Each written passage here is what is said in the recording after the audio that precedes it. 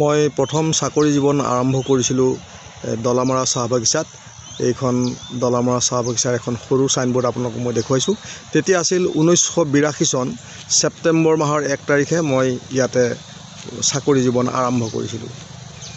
দলামৰা চাহ বাগিচাৰ এইটো এটা কোৱাৰ্টাৰ আছিলে, যিটো মই সৰ্বপ্ৰথমবাৰ এই কোৱাৰ্টাৰতে মই আছিলোঁ। তেতিয়া সেই সময় আছিল 1982 চন। 1982 চনৰ ছেপ্টেম্বৰ 1 তাৰিখে মই দলামৰা চাহ বাগিচাত প্ৰথম ইয়াত জইন কৰিছিলোঁ। গতিকে সেইটোৱে মোৰ প্ৰথম কোৱাৰ্টাৰ আছিল। কিন্তু আজিৰ ডেটত এই কোৱাৰ্টাৰটো বৰ্তমান অফিচলৈ ৰূপান্তৰণ কৰিছে, গতিকে ইয়াতে এতিয়া অফিচ হিচাপে কৰা হৈছে।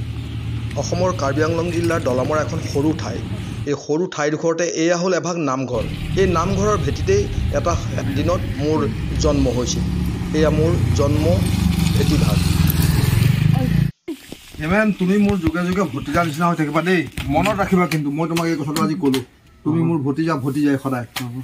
দলামৰা হেমফুল অফিমন মন্দিৰৰ কাষতে থকা যিখন আদৰ্শ গাঁও, যিখন অসম চৰকাৰৰ দ্বাৰা স্বীকৃতিপ্ৰাপ্ত এখন চাফ চিকুণ গাঁও। এই গাঁওখন অসমৰ সৰ্বপ্ৰথম চাফ চিকুণ থকা গাঁও। এই গাঁওখন অসম চৰকাৰে আদৰ্শ গাঁও হিচাপে ঘোষণা কৰি এখন পৰিষ্কাৰ গাঁৱত পৰিণত কৰিছে। তালৈকে আমি আজি আহিছোঁ। মোৰ আজি চাকৰি জীৱনৰ অৱসৰ দিন। এই শেষ দিনটোত মোৰ এই জননী জন্মভূমি স্বৰ্গাদপি গৰিয়সী মোৰ এই জন্মভূমিলৈ আহিছোঁ।